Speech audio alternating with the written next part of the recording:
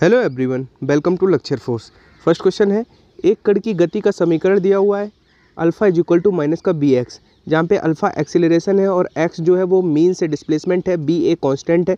तो फिर उसकी फ्रीक्वेंसी क्या होगी?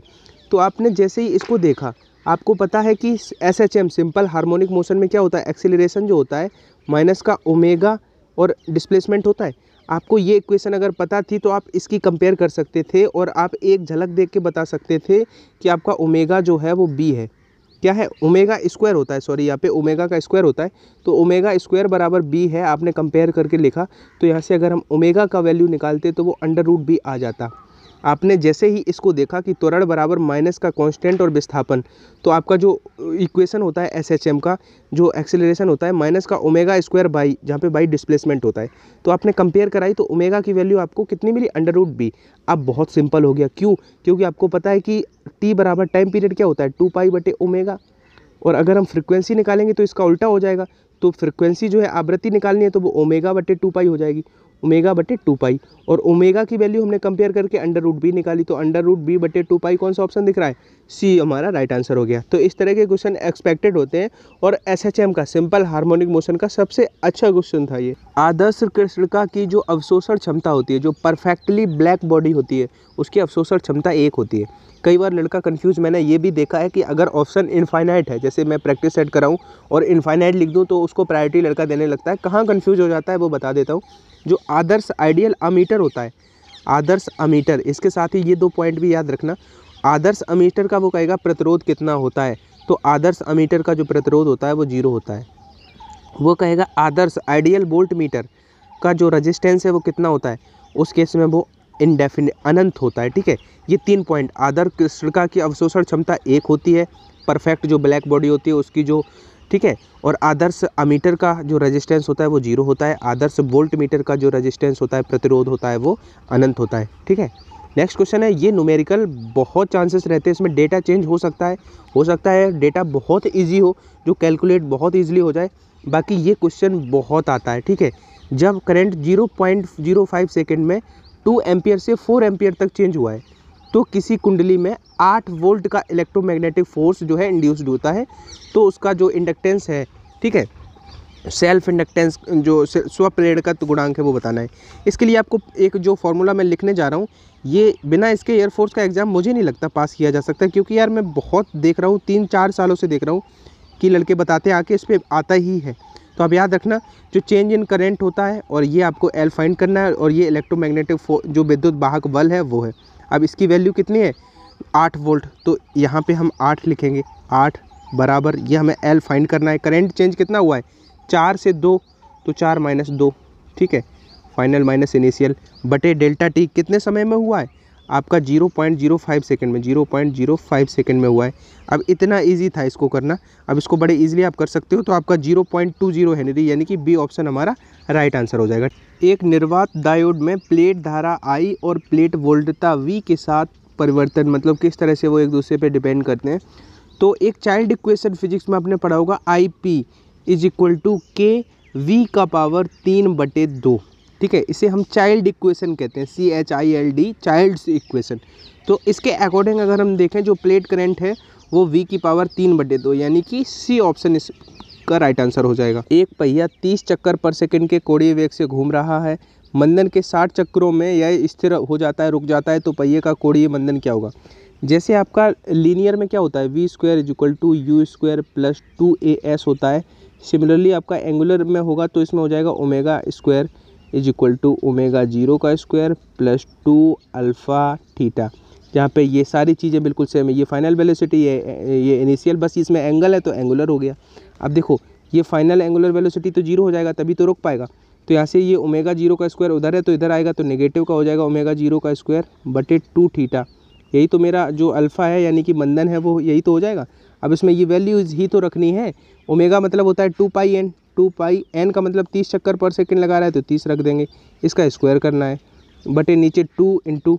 अब देखो यहाँ पे ये डिस्टेंस होती है, यहाँ पे ये एंगुलर डिस्टेंस है। अब देखो, एक पूरा एंगल पूरा करने में 2 पाई डिस्टेंस चलता है, तो 60 चक्कर लगाएगा तो डिस्टेंस 2 पाई गुणा 60 चलेगा, 2 पाई गुणा 60, बस इसको ही तो कैलकुलेट करना था। अब देखो, ऊपर ये 2 पाई का वर्ग करेंगे तो 4 पाई स्क्वायर हो जाएगा, 4 पाई स्क्वायर इंटू 30 का वर्ग करेंगे तो 900 हो जाएगा। नीचे कितना हो जाएगा, 2 और 2 4 और 6, 4 गुणा 6 गुणा पाई हो गया। अब देखो 4 से ये 4 कट गया, 6 से ये 15 बार कट गया, ठीक है 60 था सॉरी यहाँ पे, तो 60 था तो एक जीरो भी कट गया, तो 15 बार कट गया, 1 पाई से 1 पाई कट गया, 15 पाई आया, 15 पाई मेरा आंसर आया। 15 पाई का मतलब 15 गुणा पाई का वैल्यू 3.14 होता है, लगभग 45 से थोड़ा ज़्यादा होगा, तो पहला 45 से थोड़ा ज़्यादा ये नहीं हो सकता, ये नहीं हो सकता। अब इसमें रेडियन पर सेकंड स्क्वायर है, यही होगा, क्योंकि इसमें चक्कर पर सेकंड स्क्वायर हो गया, ये नहीं हो सकता, तो बी हमारा राइट आंसर हो गया। तो मैं बस आपको इस तरह के एक, वैसे ये नहीं आएगा, मैं बता रहा हूँ इसके चांसेस 20% है आने के, लेकिन उन 20% में भी अगर आ गया तो फिर वहाँ पे आप कैसे करोगे, औरों से हटके कैसे कर पाओगे। तो मैंने आपको बताया इसका कोई शॉर्ट ट्रिक नहीं था, आपको इतना अगर इसकी प्रैक्टिस आप कर लोगे 1-2 बार और, तो फिर आपकी स्पीड बढ़ जाएगी, थोड़ी एक्यूरेसी आ जाएगी। बाकी इस तरह के क्वेश्चन भी एक्सपेक्टेड रहते हैं, ठीक है। देखो इस तरह का क्वेश्चन मेरी इतनी प्रैक्टिस कराने के बाद भी अगर वहाँ पे आपने गलत कर दिया तो ये बहुत शर्म वाली बात होगी। एक रेडियो एक्टिव न्यूक्लियर है जिसका एटॉमिक नंबर 72 है और एटॉमिक मास जो है 180 है। उसका डिके होता है, सबसे पहले उसमें एक अल्फ़ा निकला, फिर बीटा निकला, फिर एक और अल्फ़ा निकला, फिर गामा निकला, तो फिर फाइनली जो बचा होगा जो उसमें एटॉमिक नंबर और एटॉमिक मास क्या होंगे। तो देखो मैं चिल्ला के बता चुका हूँ कि जब अल्फ़ा निकलता है तो एटॉमिक नंबर में 2 की कमी आती है और एटॉमिक मास में 4 की। बीटा निकलता है तो एटॉमिक नंबर 1 से बढ़ जाता है, मास अनचेंज रहता है। गामा निकलता है तो एटॉमिक नंबर पे भी नहीं फ़र्क पड़ता है, एटॉमिक मास पे भी फ़र्क नहीं पड़ता है।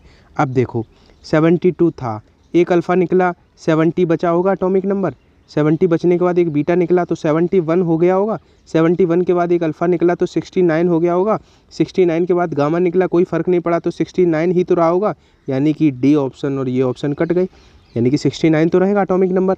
अब एटॉमिक मास देख लेते हैं, 180 था, एक अल्फ़ा निकला, 4 की कमी आई होगी, 176 रहा होगा, 176 के बाद बीटा निकला, बीटा निकलने पे कोई फ़र्क नहीं पड़ता है, फिर अल्फ़ा निकला, 4 की और कमी आई, 176 में से 4 गया, 172 रहा होगा, गामा निकलने पे भी फ़र्क नहीं पड़ता है, यानी कि 172 बी हमारा राइट आंसर हो गया। तो आई होप अब इस तरह के क्वेश्चन आप गलत नहीं करोगे। एक आदर्श गैस पर किए गए प्रक्रम में W 0 है और जो Q है वो लेसर देन 0 है, तो गैस का टेम्परेचर घटेगा, वॉल्यूम बढ़ेगा, दाब नियत रहेगा या ताप बढ़ेगा।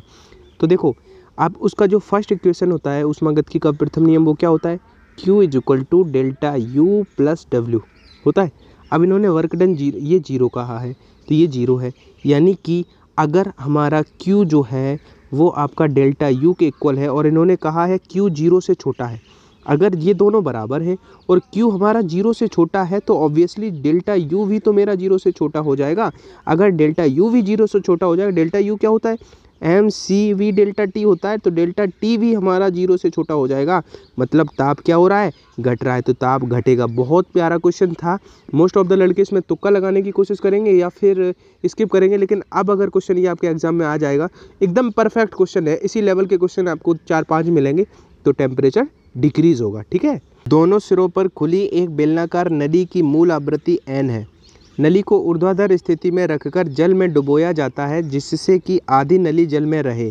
अब एयर कॉलम की जो मूल फ्रिक्वेंसी होगी वो क्या होगी। देखो ये क्वेश्चन अभी मेरे नज़रों से गुजरा, वैसे मैं इस क्वेश्चन को करा रखा हूँ, जो मेरे पुराने स्टूडेंट हैं उनको पता होगा, इसको मैंने कराया है, लेकिन इतना ये खूबसूरत है तो इस सवाल की खूबसूरती ने हमें मजबूर कर दिया इस सवाल को फिर से कराने के लिए। तो चलिए देखते हैं। देखो पहले ये क्या था, सिंपली सवाल बहुत सरल है, पहले ओपन आर्गन पाइप था, लेकिन जब उसको पानी में उसको डुबोया गया तो फिर उसका एक सिरा क्लोज हो गया, फिर वो क्लोज आर्गन पाइप बन गया। मतलब कहना ये चाह रहा है कि ओपन आर्गन पाइप और क्लोज आर्गन पाइप की फ्रिक्वेंसी में क्या होता है रिलेशन, तो आपको कल ही बताया था। ओपन आर्गन पाइप के लिए V बटे क्या होता है फ्रिक्वेंसी 2L, क्लोज के लिए V बटे 4L। अब हमें इससे ये बनाना है तो इसमें 2 से डिवाइड कर देंगे तो ये बन जाएगा, यानी कि इसमें n से 2 में डिवाइड कर देंगे तो ये बन जाएगा, यानी कि A हमारा इसका राइट आंसर हो गया। जब 1 मीटर लंबी छड़ अपनी लंबाई के अनुरूप c वेग से चल रही है तो विराम की स्थिति से प्रेक्षक द्वारा नापी गई उसकी आभासी लंबाई क्या है। अब देखो आभासी लंबाई क्या है, तो L = L इनिशियल √1 - v² बटे c²।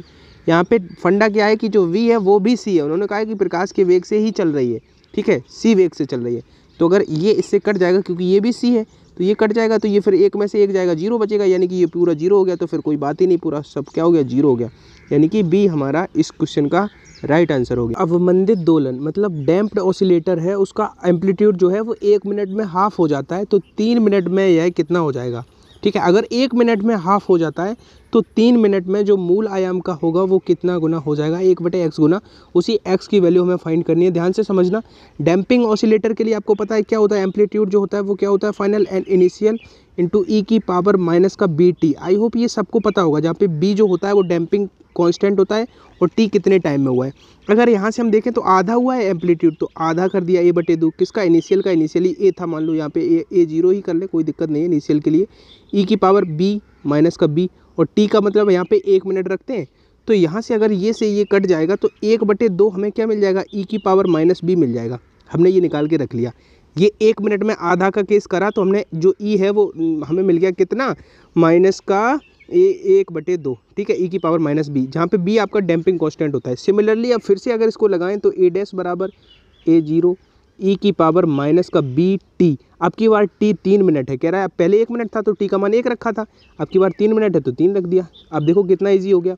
अब देखो A0 ई की पावर, इसको हम ऐसे भी तो लिख सकते हैं, ई की पावर माइनस बी का जो मान है वो 1/2 यहाँ से लिख सकते हैं, ई की पावर माइनस बी का मान 1/2 लिख सकते हैं, तो यहाँ पे 1/2 की पावर 3 लिख सकते हैं, बिल्कुल लिख सकते हैं सर। अब इन्होंने कहा है ये 1/x हो गया इनिशियल का, मतलब ये जो ए डैश है वो A0 का 1/3 हो गया, 1/x हो गया, तो 1/x लिख दिया A0 का, A0 से 1 0 कट गया। तो अगर x की कंपैरिजन कराएंगे तो 2 की पावर 3 मिलेगा, तो यानी कि भी हमारा राइट आंसर हो गया। इसको रिकैप करके मतलब दोबारा से देखोगे बिल्कुल क्लियर हो जाएगा। जो ग्रेविटेशनल फील्ड होता है वो कैसा होता है, कंजर्वेटिव या नॉन कंजर्वेटिव या मैग्नेटिव या इलेक्ट्रोमैग्नेटिक।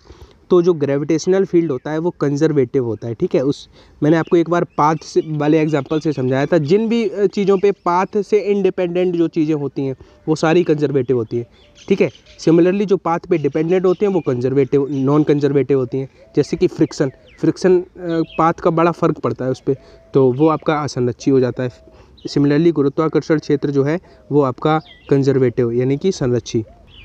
कल मैंने एक क्वेश्चन पूछा था कि अगर 70 डिग्री से टेम्परेचर 65 होने में 5 मिनट लगा था तो 65 से उसे 60 होने में कितना टाइम लगेगा।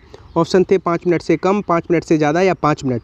उसका बहुत मुझे खुशी हुई, बहुत सारे बच्चों ने सही जवाब दिया। उसका बिल्कुल सही आंसर था 5 मिनट से ज़्यादा, मोर देन 5। जबकि यहाँ पे टेम्परेचर डिफरेंस सेम होता है। ऐसा क्वेश्चन यूजुअली एयरफोर्स में बन रहा है कि अगर टेम्परेचर डिफरेंस कहेगा 70 से 60 हुआ है 10 मिनट में, तो 60 से फिर 50 कितने में होगा। लड़का सोचेगा यहाँ भी 10 का डिफरेंस था, यहाँ भी 10 का था, तो 5 मिनट यहाँ भी लगेंगे। तो उस केस में यहाँ पे टेम्परेचर जितना, तो वो मैंने बहुत बार समझाया, बस यहाँ पे आंसर बता रहा हूँ, मोर देन 5 था।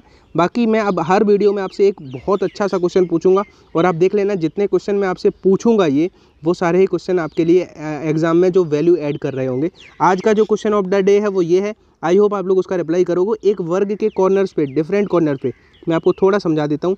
जैसे यहाँ पे अगर क्यू रखा है तो इसका डिफरेंट कॉर्नर है, यहाँ पे भी क्यू रखा है, और यहाँ पे छोटा क्यू रखा है तो यहाँ पे भी क्यू रखा है, ठीक है। तो क्या कह रहा है कि अगर क्यू पर नेट फोर्स जो है, नेट विद्युत बल 0 हो, इस पे मान लेना चाहे इस पे मान लेना, और एक बार और डायगोनल, अगर इसका जो साइड आप ए मानोगे तो उसका डायगोनल a√2 हो जाता है। ये मैं छोटी सी हेल्प कर दे रहा हूँ आपकी। बाकी आप इस पर नेट फोर्स कैसे जीरो करके क्यू और क्यू का रेशियो फाइंड करते हो वो मैं कल की तरह ईगरली वेट करूँगा कि इसका भी आप लोग रिप्लाई करोगे। तो इसके बाकी मिलते रहेंगे शाम को, फिर एक धमाकेदार मॉक टेस्ट के साथ मिलेंगे। बस आप इसी तरह से अप्रिशिएट करते रहना।